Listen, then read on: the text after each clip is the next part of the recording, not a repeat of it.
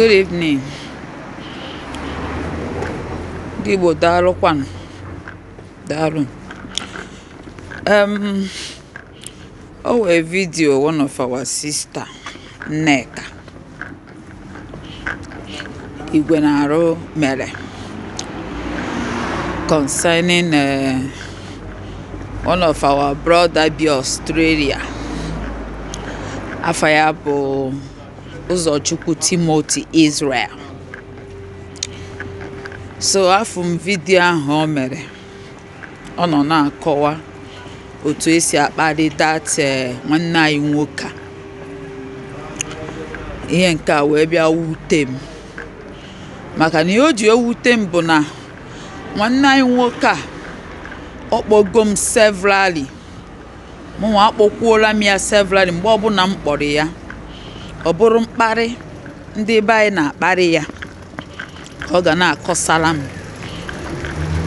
If you know where at a time nga see that na achọ m ime video ka etinye okwu a ọnụ ọ sị m na nhapụ ya na m agwa na anybody na m eme na anything but every time nga na-afụ ya ọ na-ede ihe n'iwe ọ na-ede n'iwe ọ ya kpatara nji enyere ya aka mfụkwala ka ọ dere shie ya ka ị na-agbasa dị ozi ọma na-eshie ya because ihe ahụ a na-eme ya ihe ahụ a na-agwa ya ọ na-eri mmụọ m ọ na-eri mmụọ m ka m kwukwa like okwu a o wee one day one of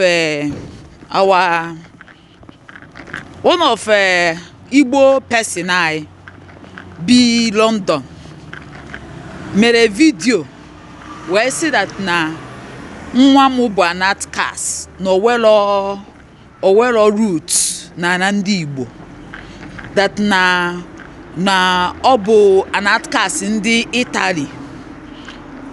I made a video wee sị ya okwu ashị ka ọ tụrụ because nwa m nwere root, the root bụ mama ya and the papa ya. Ajọ nwa ka onye mụtara gị a ga-akpọ afa nne a ga-akpọ afa nna. The same thing goes to Israel Timothy.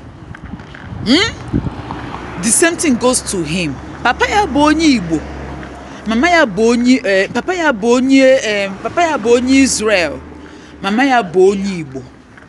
Ọ na ọ bụrụ na o were root papa ya asị ya ka ebe o si Israel ka onye mụtara ya a ga-ewenata nwaanyị a ga-asị gị na ọ mụtara ya ka nwaanyị mụtara ya onye Igbo ụna na-afụ ka ọ dị ka a ga-esi wee si na onye a bụrụ onye Igbo. Ndị be anyị nwere omume ha na-eme na-ewe ezigbo iwe. That is why sometimes mfụcha some certain things ha na-eme I decided to just keep quiet or that I can't do it or I can't say something. But we gina mmadụ ga-emegide ị na-afụzi nzuzu.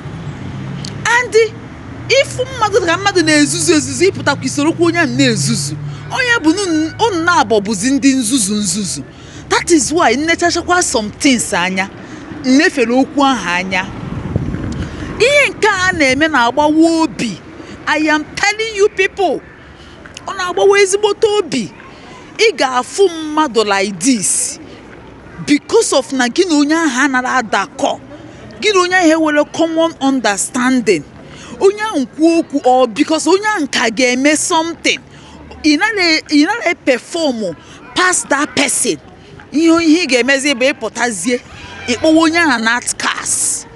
Ị na-akpọ ya na outcast, at least onye ahụ nwanne na nna ya. Onye ahụ ga-agwa gị ebe o si. Onye ahụ na-asụ country mama ya na-asụ country papa ya.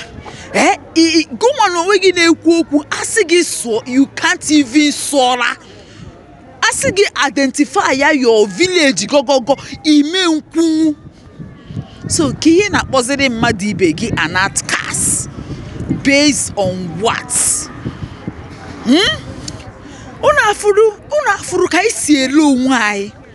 Una afuru ka isi owe mgbe m na-agwa Mr. Ụzọ na-asị ya ihe a niile na complain na ọ na-ewute m na achọrọ m itinye okwu anụnwa ọnụ.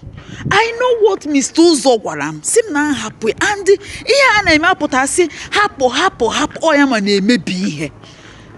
I just wake up just now. I wake up ka m mepee my Facebook mfu Nneka ka Nneka bido kwu the thing na nya iwe si m na mgbere m afọ kwanye like this. Ọ ga just kan tinye okwu ọnụ.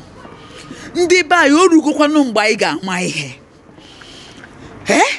Orugonu mgbe anyị ga-ama ihe. Asị gị na gị chọọ Biafra, you can't even do it. Ịma nchọta ya because ọ dịrọ gị ọ naghị anụ gị ọkụ n'obi. I were the zeal. Hapụ ndị were the zeal ka ha nyere gị aka. Jealousy me nkwe gị zuo ike. A na-epiom. Nnamdi Kanu ka ọ ga-anọ na-eti onye a na-ekwu ndị anụ na-ekwu ihe a wekwu ike ọ bụrụ nnọọ ndị Imo steeti ịma na obodo ahụ ndị Fulani chọrọ iwere ya. Maazị Nnamdi Kanu na-ebe akwa but you hardly see them talk about it. But ihe a ga-apụta bụ ịdị na-abịa ekwu about nwanne ha onye na-emerụ ha anything. Ụmụnne m ihe a jọrọ njọ. Ọ jọrọ njọ. Asịrị ama ịbịara bịa n'ozi ọgụ, ama ịbịara bịa kwuo okwu, ama ịbịara bịa mee nka nwee si o wee some ọgụ a na-anụ na dị so stupid and useless.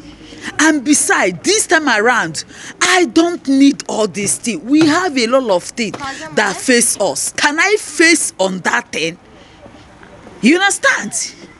Ha ga-anọ ha sị gị ịbụrụ nka imere nka but ndị a na-ekwu okwu a where ka ha si wee danye ha nọrọdị ha kwushiri ike but because of enviness that you have get to some certain stage or start a certain level because they doesn't achieve that ha chọwa otu ha ga-esi wee bido wee memina gị and some stupid people na listening to these people.